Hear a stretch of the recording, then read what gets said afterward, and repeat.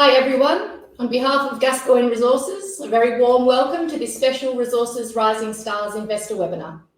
My name is Kate Bell from Reed Corporate, and I'd like to thank you for your time today, as well as for accommodating the rescheduled time for this webinar, which was due to the additional time required to finalise Gascoyne's mineral resource update, which has been released on the ASX platform earlier today. By way of brief introduction, Gascoyne has been one of the most remarkable turnaround stories in the junior WA gold sector this year. Under the leadership of Managing Director Simon Lawson, who joined the company in November last year, Gascoyne has been kicking some serious goals, both operationally and on the exploration front. Today, Simon is going to give us an overview of what the company has achieved this year and, more importantly, where it is headed over the next few months. A key part of this story is the company's near-mine exploration program, which has been delivering in spades with the recent discoveries of the Gilbey's North deposit and the adjacent Never Never lode. Simon is going to cover both of these developments and, in particular, the exceptional drill results which have been announced in recent weeks, while putting everything into context with today's mineral resource update. Before Simon begins, a quick reminder to please send in your questions using the Q&A tab on your webinar browser. Please remember to do so while Simon is presenting so that I can put as many questions as possible to him following the conclusion of his presentation. I'd now like to hand over to Gascoyne Resources Managing Director, Simon Lawson. Thanks, Kate. Thank you for having us here today. I just wanted to start off just by showing people a picture of the Gilbey's pit there, the main Gilbey's pit up its site. It's a picture that I start with regularly. It's the core of our business at this stage, but luckily and fortunately for shareholders, we've made a major discovery just to the north of that pit. So we're moving from that pit to another pit further to the north, and that's, I suppose, the crux of the story today and the centerpiece of our mineral resource update. Just a bit of a disclaimer there. Strategic focus. This is something that, we built a strategy into the business from the moment that I came in. We needed a plan. That was about several different pillars, but focusing, optimizing what we had, maximizing what we had, and growing what we had and what we could find. And I suppose the key aspect there is extension drilling, satellite opportunities. We have a great mill. It is debt-free and operating very well. So we need to put better rocks into it, and that was our focus. We have a very active board. I'm not keen on passengers when it comes to a board, and I've luckily got a good team there. Myself, obviously, as the MD, Rowan Johnson as the chairman, Hans-Jörg Plugamar as one of the non-exec directors, and David Coyne as the finance director. He used to be the CFO of Gascoyne, knows the business very well, and keeps me in check. Being a geologist, I like to spend money, so it's good to have somebody holding the purse strings there. A few metrics there. Obviously important is our cash. At the end of the last quarter, we had $30.9 million. I am busy drilling at the moment, so that obviously doesn't come for free. Our production is a focus for us at the moment in terms of ensuring we get the maximised head grade through that mill to keep that cash flow going. The key aspects of the mineral resource update that we put out today. Obviously, there's some good headline numbers there, and we did some interesting things to get to that number, but I suppose the key aspect is discovery. We did make some changes to cut-off grades, etc., but we can go through that in terms of questions from the audience. We've increased the group resources by 15.6% on ounces and 29% on grade, which obviously is a pretty staggering set of numbers there. I'm pretty pleased to be able to put that out. We did that in a number of ways, but key to that was the changes we made at the Murchison region, which is centred around that Dalgaranga plant. So we're calling it the Murchison region. It encompasses the Dalgaranga and Yalgoo gold projects.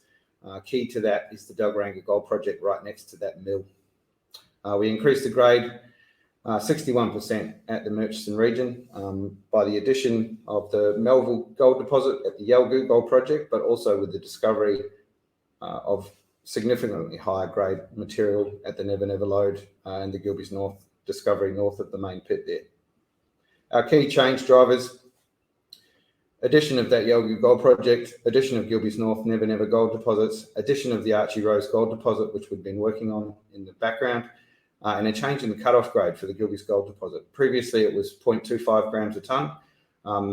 My team and I, we looked at that pretty hard with the cost environment and the way that things are looking in the markets at the moment, and we wanted to streamline. We moved it to 0.5 grams a tonne, which obviously has the effect of taking some ounces out on paper, but key to that is we've displaced and replaced those ounces with much higher grade material.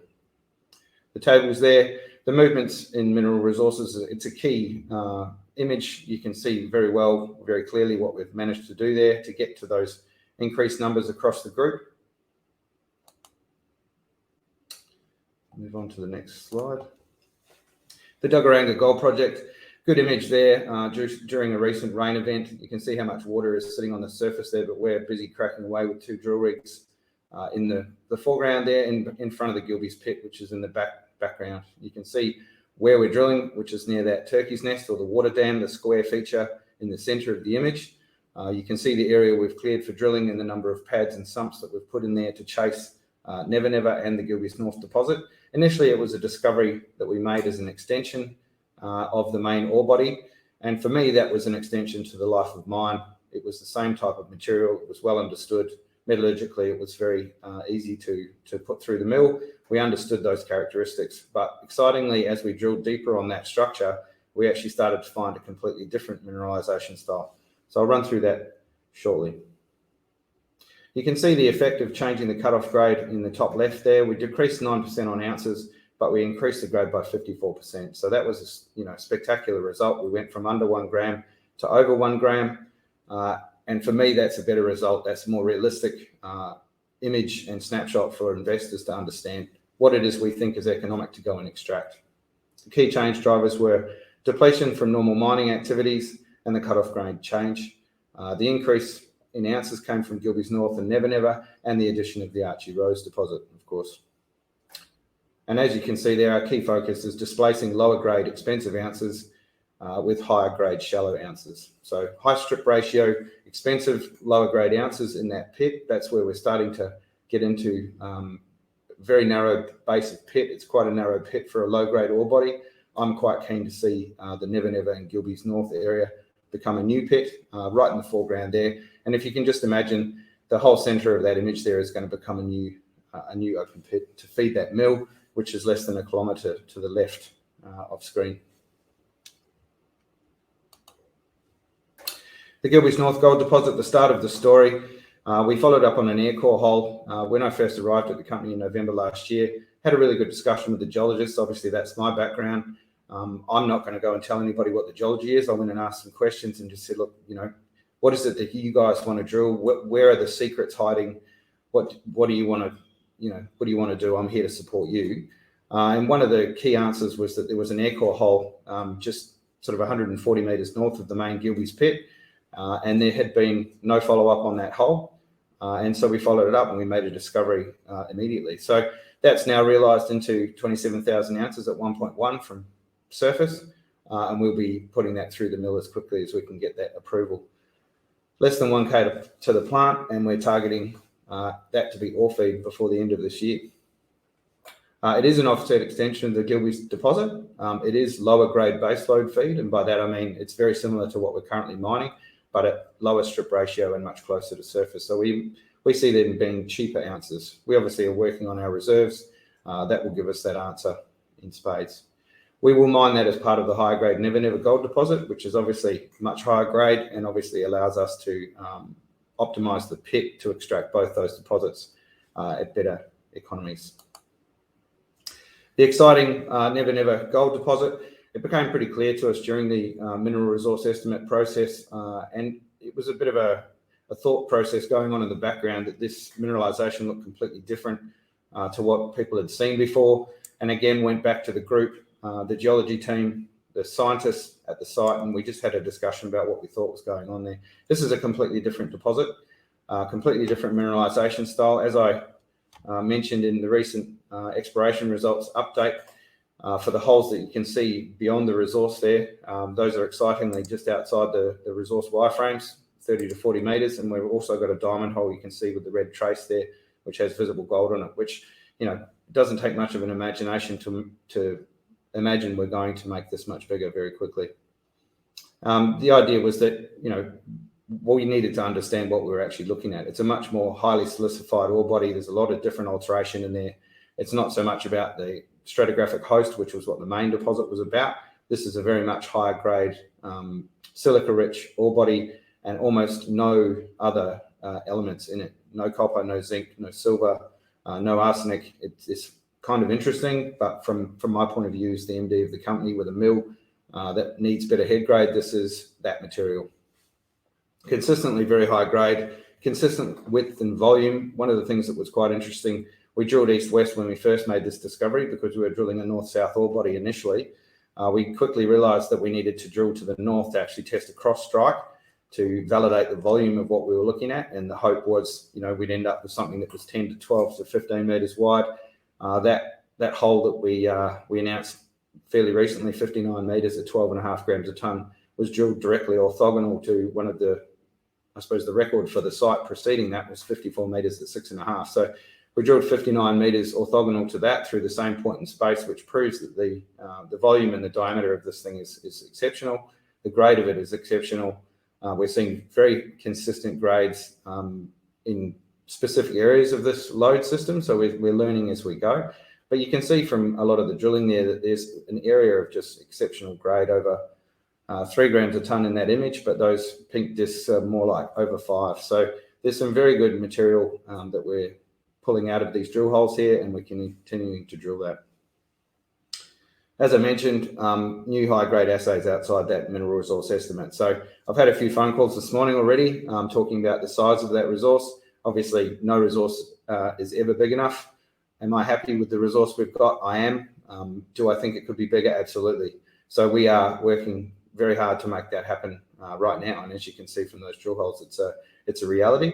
And we are going to continually aggressively chase this new ore body. All right, just showing a couple of images here. One of the things we've struggled with trying to get across to people is what the chute looks like. It is very much a pipe-like structure. We think it is associated with the Gilbey's North deposit. We do think it's actually a feeder to that area. We're saying possible at the moment. I'm pretty convinced that that's what it is. Pipe-like structure. It's influenced by a regional east-west structure that comes across and essentially terminates the main Gilbey's stratigraphy ore body. And we end up with this giant structure with all this high grade in it. It's a pretty common sort of occurrence in a lot of major gold deposits, but it's never been seen or sort of discovered at Dalgaranga before. Consistently wide and high grade, dimensions roughly 60 metres east-west, 50 metres north-south, and 190 metres deep. That's pretty much what's in the MRE at the moment. We can see high grades sitting in the north end of that Gilbey's North lode, which are most likely and statistically look very similar to the material we're seeing. So we're looking to infill the area you can see there between Gilbey's North and the chute or the pipe that is Never Never. If we can join those together, that adds considerable volume to this resource without really drilling too many more holes and without going too much deeper. We will be drilling deeper and extending down plunge, but we will also be drilling around and making sure that this volume is correct and as big and as consistent as possible.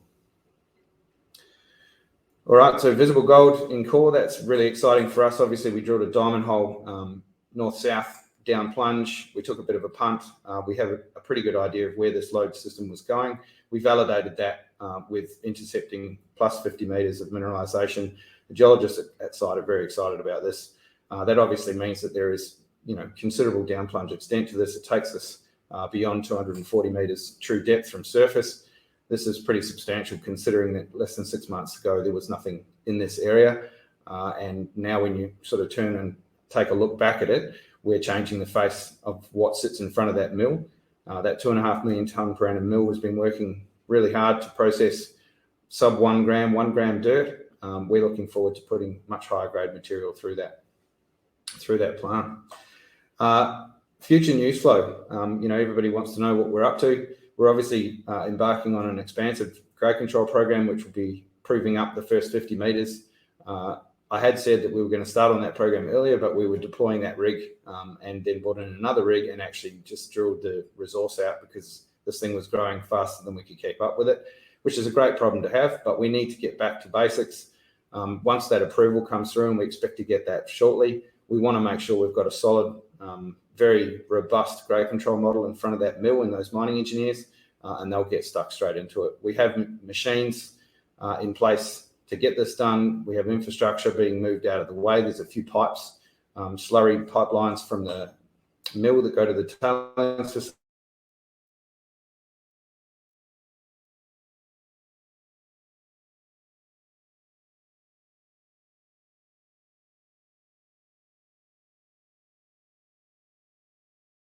We know it's on mineralisation. We can see it in the chips. Again, very exciting, taking it beyond 240 metres vertical. And we also have some diamond drilling to commence, down plunge of that. So we'll be able to prove up pretty quickly that this thing is going to, hopefully, to the centre of the earth. We will have an updated mineral resource estimate for Never Never by the end of this year. And we are starting to work on, what that will look like and how we can grow this resource. All right, going through the resources slides. I won't read those out. You can go through those at your leisure, but I'm more than happy to take questions from the audience. Thanks very much, Simon, for that presentation. And a reminder to people, if you would like to submit a question for Simon to answer, please submit it via the Q&A tab on your webinar browser. Our first question, is there scope for other Never Never style deposits around Dalgaranga, and how would you target them? Good question, really good question. We are looking at that. There's a couple of areas within the main pit which show evidence that there may be more of these north east-west structures coming off the north-south stratigraphy. We don't think this is an anomaly. We think it's actually a feature of this area, and that there's been multiple pipes that have fed gold fluids into the stratigraphy. Based on sort of the characteristics of that stratigraphy, you dilute that grade into a 1 gram ore body, which is what we've been mining for the last 4 or 5 years and what was discovered originally. What's really exciting about this is that we can see high-grade evidence within that stratigraphic sequence and offset structures which are identical to the one we're looking at the moment.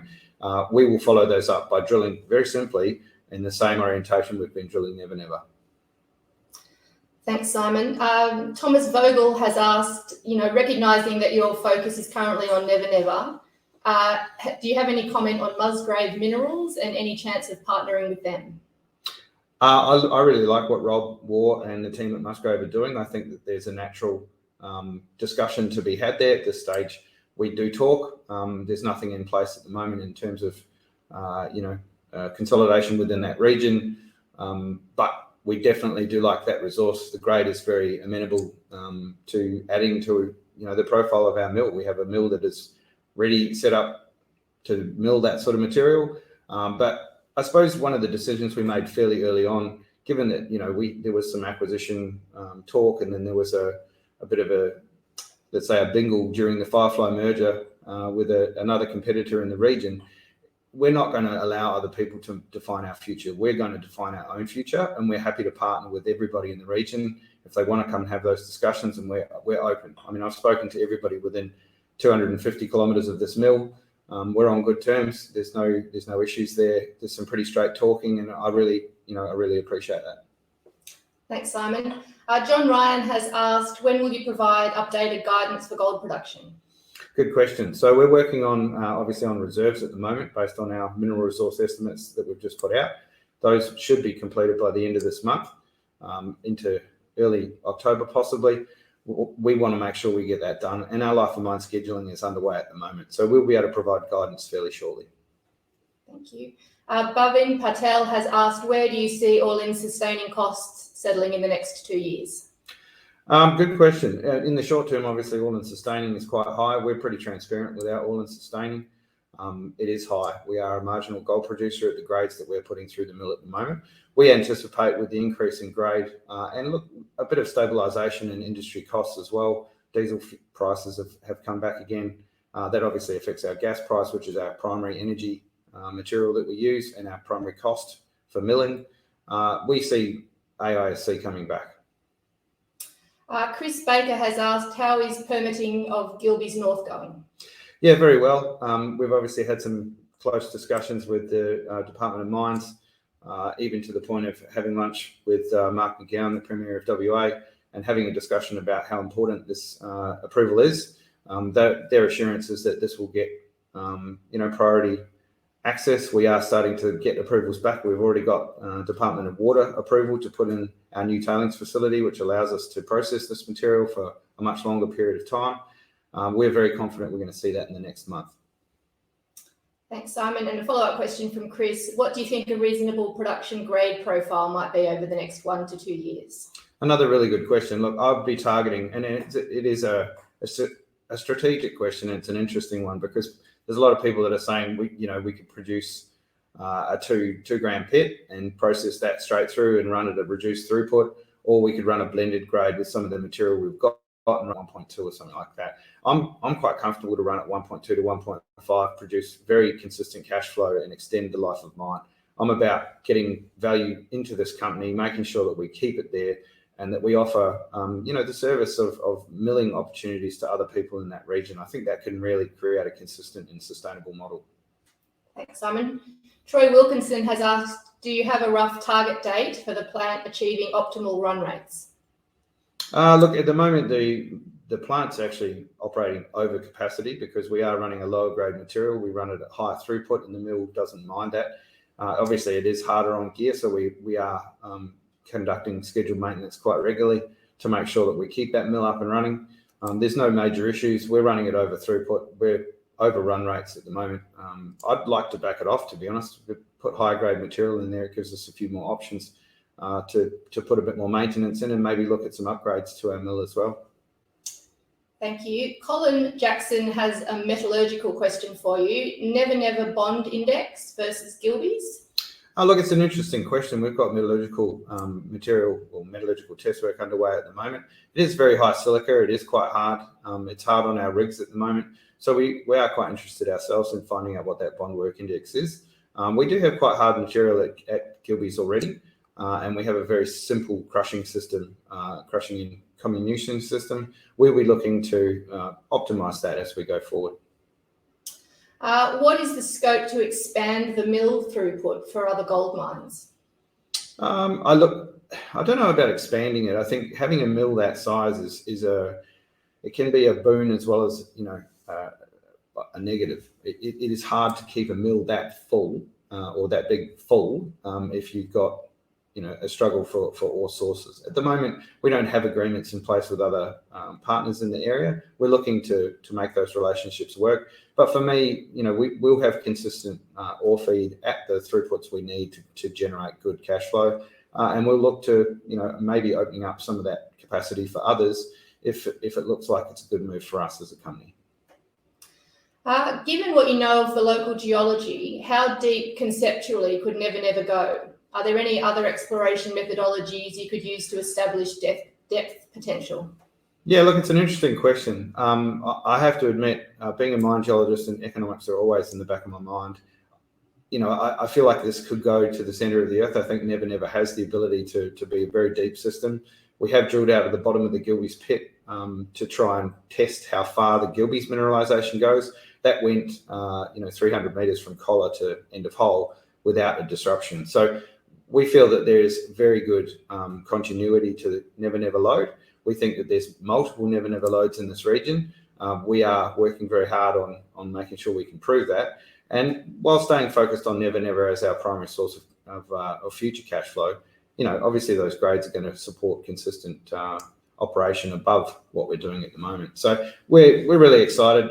From a geology perspective, I think, the sky's the limit. I think we're really just starting on our journey here.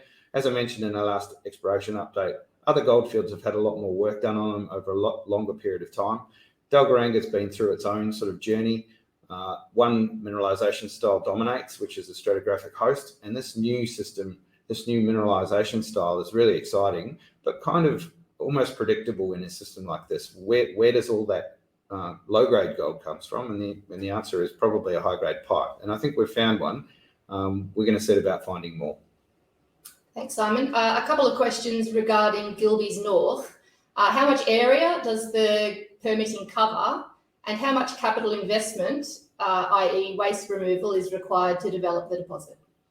Good question. Look, I can't give a definitive answer on exactly the square meterage, but it's a good square kilometre or so that we've got in for approval at the moment. I will point out to people, this is the 9th extension to the Gilbey's deposit area that we've asked for and had approved. There's been 8 further updates or extensions to that Gilbey's mining plan. This is how the permitting system works. We're on to our 9th iteration. We don't see any issues. We've had really good feedback between the Department of Mines and ourselves. They've asked some questions. We've gone back with some answers, and we're just really awaiting that final approval at the moment. We don't see any fatal flaws to getting that approval done. In terms of pre-strip, there's not a heck of a lot of pre-strip, to be honest. There's a laterite profile that we're going to be able to mill. We're going to drill that down to quite close spacing just to make sure that we're quite robust about what that means. That will be obviously pretty free milling type material. And then we're down into that oxide, which is pretty exciting. The grade is a lot more distributed through that profile there. So we want to make sure that that's absolutely tickety. We want to, drill that out to sort of a 10 by 10 spacing or a 10 by 5 spacing even, just to make sure that we've got a really robust idea of what that means to us. And then as we get into the fresh material, really exciting. Obviously the bond work index and that fresh material and its impact on the mill is, we need to understand what that's going to be. So we're kind of lucky in a way. We get to start this from afresh. We get to start from surface and we get to work our way through the process and we get to do it properly. Thanks, Simon. Some questions in regards to all-in sustaining costs. So you mentioned that diesel prices are coming down. How are prices looking for reagents, cyanide and explosives? Yeah, well, look, it's funny because diesel is actually, it's almost a proxy for all of those. We did see with the rise in diesel pricing, and it's about energy, right? Like a lot of companies are, you look at the end use and you think, okay, well, it's different, but it's actually all the same. The energy costs drive the pricing to the consumer, and all of our consumable costs went up with that increase in diesel pricing. And as the diesel pricing's come back, our gas pricing has come back with it. Our reagent prices are starting to, let's say, stabilise. I won't say that they're running backwards because obviously there's some margins to be made while they slowly retreat, but we're happy to see some of those costs softening. Thanks, Simon. Troy Wilkinson has asked, is it likely that you will maintain your debt-free status over the short to medium term, or do you see a requirement for additional capital over the next 12 months? Yeah, look, that's a really good question.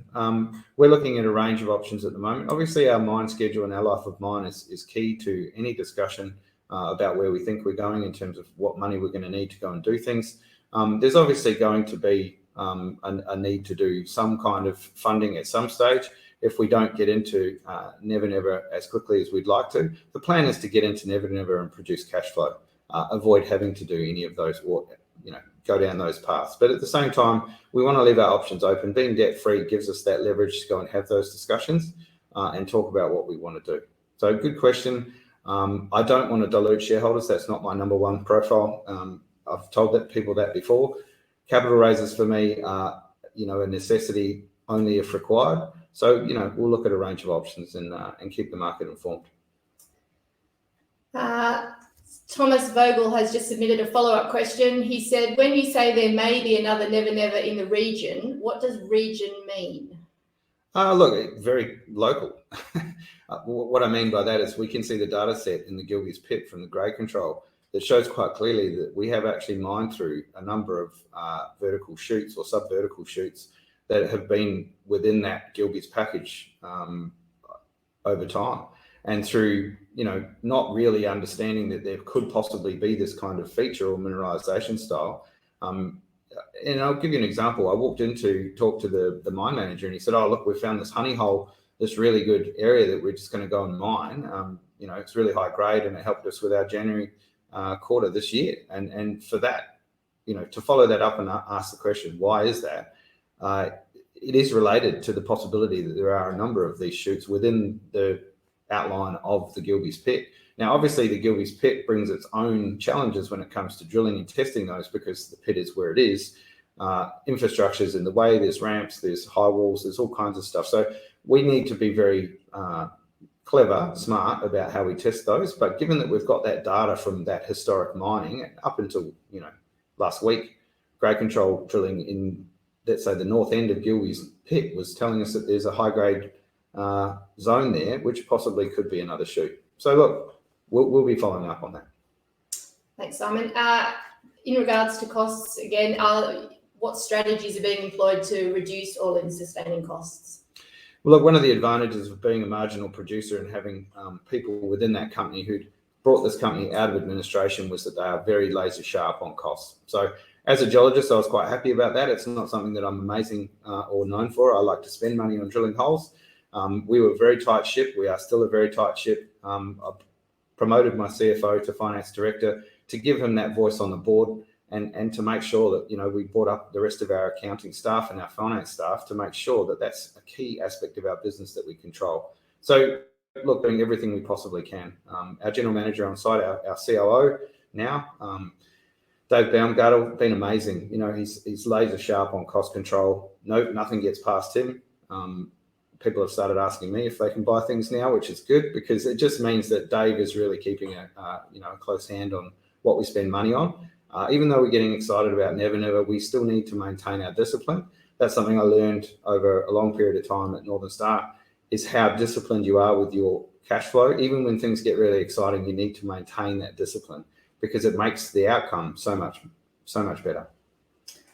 Thanks, Simon. I think that covers most of our questions. If you could maybe just wrap up by giving us a bit of an overview of what Gascoyne shareholders can expect over the next 6 months. Look, a lot of news flow. It's something that I like to talk about. I don't talk about starting drill programs. I talk about what we find with the drill programs. If we're not exploring, we're not doing our job. So we will be putting out a lot more exploration updates. There'll be a lot more upside to the Never Never story. Hopefully we can prove some of these pontifications about the shoots within the main pit. I'd like to bring that out and be happy to show the market that. We also will have some mineral resource estimate updates. So Never Never is obviously going to be updated before the end of this year. We're also looking forward to a Gilbey's East update, which is the whole eastern wall of the Gilbey's pit is actually mineralised. There are differences. It's not as wide or as voluminous as the main deposit was, but the advantage is that it's shallow. We get to cut back that wall. It was part of the original stage 4 cutback, I believe, that we deferred late last year. I'm pleased to say that, we've been drilling that area to try and prove ounces into that ground to offset the cost of actually mining that area. So that gives us potentially a really good baseload volume of material to offset against the high grade material coming out of Never Never. High volume, low grade, low volume, high grade. Put them together, you end up with a really good feed. So we're working really hard on making sure that we can get that out to investors, make sure it's visible, make sure everybody understands that this is a sustainable business. We've reset everything within this business. We're now debt free. We're on the path. We've made a really good high grade discovery. We're working on every aspect of our business to make sure that we maximize that cash flow and that profit margin that's coming out of that mill.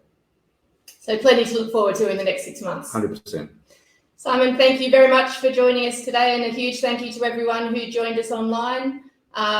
Congratulations on the resource update, and we look forward to joining you for another webinar soon. Thanks very much. Thank you.